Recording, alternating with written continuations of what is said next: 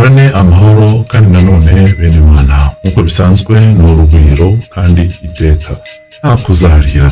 Turavuga amacumu y'urwambikaniye mu mujyi wa Goma duhereye ku mayeri y'urugamba yabanje gukoreshwa na RDF na M23. Iri rya mbere RDF na M23 bakoresheje ni kuraza Nyanza cyangwa se bimwe bita destruction. Mu rwego rwo guhugiriza abanyekongo mwiryane, RDF na M23 bishe Guverineri General Chirimwami Nkuba. Nyuma yo kwica Chirimwami Nkuba, RDF na M23 bakurikijeho gukwiza ibihuha ko Chirimwami yishwe na Tshisekedi. M23 na RDF batanze nyirantarengwa y'amasaha 48 yagombaga kurangira mu rukerera rwo kuwa mbere 27 Mutarama 2020 isaa 9 za mu gitondo. Umushyikiranganje wa Kongo ushinzwe ubucuruzi n'amahanga Julien Paluku we yahise avuga ko iyi nyirantarengwa ya RDF na M23 yari agakuryo n'ubundi inkotanyi zakoresheje mbere yo kwica Umugabe Juvenal Habyarimana. Julien Paluku akaba yarakomeje avuga ko iyicwa rya Juvenal Habyarimana ryo ryabaye imbarutso y'ubwicanyi bwa jenoside mu Rwanda. Julien Paluku yabwiye abanyekongo aba agahenge ari umutego wa RDF na M23. Mu kuyobya uburari kandi RDF yateye amabombe mu nkambi z'impunzi ku Cyumweru mu rwego rwo guteza akavuyo. Muri aya mabombe RDF yarashe harimo 6 yaguye mu nkambi z'impunzi za Musa ya mbere na Musa ya kabiri, aho abantu bagera kuri 20 bahapfiriye. Impunzi zahunze amabombe ya RDF zageze aho zica inkambi hafi no mu birere, ikaba ari agace kari mu majyaruguru ya Goma. RDF yakurikijeho kurasa umurongo w'ibanze ugemura amashanyarazi mu mujyi wa Goma. Ibyo byatumye n'imashini zikurura amazi zihagarara, maze Goma ibura amazi n'amashanyarazi. Mu gihe RDF yateganyaga gucengera Goma iturutse iburengerazuba no mu majyaruguru, barangarije FARDC mu Rutare Rushuma bateraga binjira muri Kongo hafi ya Petite Barrière. Muri uko kurangaza abanyekongo, RDF yakoresheje drone irasa mu nkambi y'impunzi. Ari nako kandi RDF yerekanaga ko ishaka kwinjira muri Kongo ikoresheje Ikivu aho gukoresha inzira y'ubutaka. Ubwo niko kandi RDF yakoreshaga uturwi duto yerekana ko ishaka gufata na Sake yose. Hanyuma M23 na RDF bahise bakoresha amayeri yo gucengera. Ingabo nyinshi za RDF zatangiye kwambuka umupaka ruhisha mu masaha ya nijoro yo kuwa gatanu no kuwa gatandatu.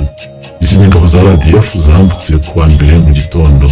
Iki gihe nibwo RDF yahise irarika mu ibanga abanyamakuru bamwe bo mu Rwanda kurara ku Gisenyi, kuko bari bizeye ko bari bushobore kwinjira muri Goma kuwa mbere bakerekana uko ifatwa. Gusa byaje kunanirana, ntibashobora kwinjira i Goma kuwa mbere. Mu banyamakuru bari bararetswe rwihishwa harimo uwitwa Scovia Mutesi. RDF na M23 bakoresheje uburyo bwo gucengera muri Goma yivanze mu mpunzi zahungaga ziva za Sake na za Kanyarucinya.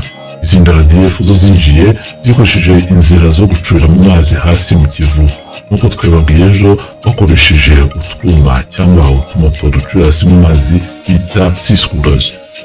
Ubwo nikozamaniye kubona ibyiso byatangaga amakuru y'ibirindiro bya FARDC na SAMIDRC. Ibi byafashe RDF kumenya aho bahurira mu ijoro ryo ku Cyumweru.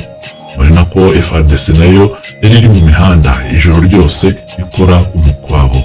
RDF yakoresheje kwinjira mu mujyi wa Goma n'amaguru mu rwego rwo gukwepa iyo mikwabo ya FARDC. Abenshi bo muri RDF bahuriye ahitwa Munigi bahita bamanuka binjira muri Goma ku maguru. Icyiciro cy'urugamba nyirizina rwo gufata Goma gitangiye, RDF M23 yagitangiye ikoresha amayeri yo guca intege FARDC cyangwa bimwe bita demoralisation. ikintu cya mbere bakoze nuko RDF yavuze ko agahenge bari batanze kagombaga kurangira saa 9 za mu gitondo, ariko RDF yatangiye kwinjira muri Goma saa 4 z'ijoro ku cyumweru. Hakurikiyeho gukwirakwiza amafoto bikozwe na MONUSCO yerekana abacancuro ko bahunze bamanitse amaboko. Yigeze mu rukerera hagati aho Kagame yari yamaze kumvikana na MONUSCO ko amabisi ya Ritco ari bube yiteguye gutwara abantu ba MONUSCO mu hoteli Kigali, bakaba ariho bari barindiriye ko ibintu bigira uburyo muri Goma. Kandi nako MONUSCO yakwirakwizaga amashusho ngo y'abasirikare ba FARDC bamanitse amaboko bagahungira mu bigo nyine bya MONUSCO.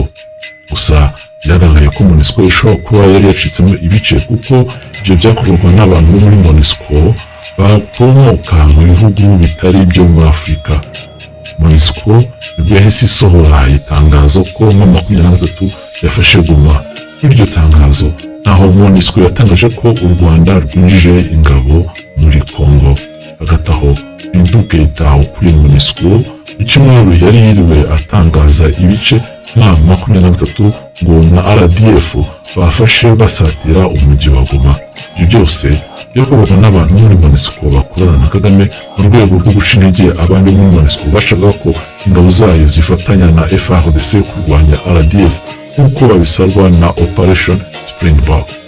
Bakinjira muri Goma rero mu guca intege FARDC, RDF yakurikijeho gukoresha imvugo nyampuro berekana abanyekongo baha amushyima 23 na RDF. Nubwo umurwi w'abakarore ba RDF bahise berekeza kuri gereza ya Munzenze Igoma, bajugunya molotov cocktail cyangwa se icupa ryuzuye lisansi bashumitse kugira ngo nigikuta hasi bitere itanga inkongi y'umuriro. Ibi byateje umuriro muri gereza birangaza abarinzi. RDF ihita ifungura imiryango ya gereza, abantu baratoroka. Mu gihe FARDC yari kwisuganya ku kibuga cy'indege, RDF yakoresheje insoresore z'abakongomani kujya guteza akavuyo no gusahura ku kibuga cy'indege. Nyuma yo gucokoza ikibuga cy'indege, RDF na 23 bahise batangaza ko ikirere cya Goma gifunze.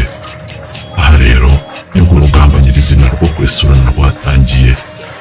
RDF na 23 bahise bashyira imbere abasivile basatira aho radio na televiziyo bikorera munsi y'abasozi kitwa Ngoma. Gusa gufata radio na televiziyo byakomeje kumenyerana kubera ingabo kabuhariwe za Kongo ziharinda n'izindi zari hejuru y'umusozi wenyine wa Ngoma. Ingabo kabuhariwe za Kongo zigera kuri 50 ziri hejuru ku musozi wa Ngoma zakomeje kurwana kugera ku mugoroba zasumbirijwe ziva mu birindiro. Ubwo RDF ifita ihafata. Izindi RDF zahise zitera mu mujyi rwagati no kuri Rompuwe, izindi zerekeza ku kibuga cy'indege. FARDC, SAMIDAR na Wazalendo bahise batangira kwisuganya, bakora ibyo gusubirana inyuma RDF cyangwa bimwe bita counter attack. Nk'abantu basanzwe bazi umujyi, FARDC bakoresheje gutega ibico M23 na RDF. Ibico bya FARDC byazonze RDF bituma abari bagiye ku kibuga cy'indege batangira kuhava kuko babonaga ko bashobora kuhatikirira. Ubwo urugamba rwari rwambikanye ku kibuga cy'indege bagabanyije umurego. Kubera inkomere nyinshi, RDF yahise yerekeza ku bitaro byitwa Heal Africa mu rwego rwo kureba ko babona ubuvuzi bari bakeneye. RDF igeze muri ibyo bitaro yasanze FARDC yaryamiye amajanja maze rurahinamirana. Aha naho RDF yahakubita inshuro biba ngombwa ko basubira inyuma. Ahandi urugamba rwahinamiraniye ni mu mujyi rwagati, aho naho bwarinze bwira ntawe urahafata ngo ahitahe 100%. Nyuma yo gucogoza RDF muri Goma, FARDC yahise itangira kurasa ibisasu mu Rwanda. Ibisasu bya mbere byarashwe RDF yakoresheje Air Defense Systems mu kubihanura, ariko byagiye kugera ku gicamunsi ibisasu biri kugwa ku Gisenyi. Bishoboka ko Air Defense Systems za RDF zari zimaze gushirirwa na misile ikoreshaga. Aha niho RDF yatangiye kohereza ingabo muri Congo zigabye mutwe bita Paratuni. RDF yahise yohereza n'imifaru guhagarara ku mupaka. Muri ibyo bisasu byaguye mu Rwanda, leta ya Kagame yemeje ko byibuze abantu 5 bahapfiriye. Andi mashusho yerekanye abishwe n'amasasu. Bwarinze bwira rucyambikanye. FARDC yo ikavuga ko ubu ifite 80% by'umujyi wa Goma. FARDC kandi yatangaje ko uduce twa Goma igifite ari Kabutembo, Aéroport, Virunga, Majengo, Joli, CCRK, Rond-Point Seigneur Saint, Kahisi, PDGR, Karoyi, Katino na Delante. Ariko aho nanone ubwo hari Bukavu bo bahise bisuka mu mihanda mu gushyigikira FARDC, banamenyesha Kagame ko bazahangana nawe natera i Bukavu. Afurika y'Epfo yahise itangaza ko iri gutegura batayo yo kuza gutanga umusada n'indi batayo y'abaparakomando. Perezida wa Afurika y'Epfo Cyril Ramaphosa yahise amagana Kagame amumenyesha ko intambara ishobora gufata isura Kagame atiteguye. Umunyafurika y'Epfo Julius Malema we yashushe nk'uvuga ko Afurika y'Epfo ikwiye guhanagura Kagame nyuma yo kwica Abanyafurika y'Epfo, anongeraho ko uburengerazuba bufite gahunda yo gutesha umutwe Congo. Perezida wa Kenya William Ruto yasabye ko haba imishyikirano nyuma y'uko Tshisekedi yanze kujya mu nama yari yatumije. Hagati aho MONUSCO yo yavuze ko icyo yitayeho ari abakozi bayo n'ibikoresho byayo gusa. Mbere y'uko dusoza rero irya none, dufashe nanone kandi mu mugongo abantu bose bateye ibyabo n'abantu bose baburiye ababo muri iyi ntambara y'Abanyafurika bacagagurana mu nyungu z'abazungu mu gihe abazungu yicariye iwabo. Ngaho rero mukomereye, naho ubutaha tubagezaho andi muvuzi y'amacumu mu baturage bacu ba Congo.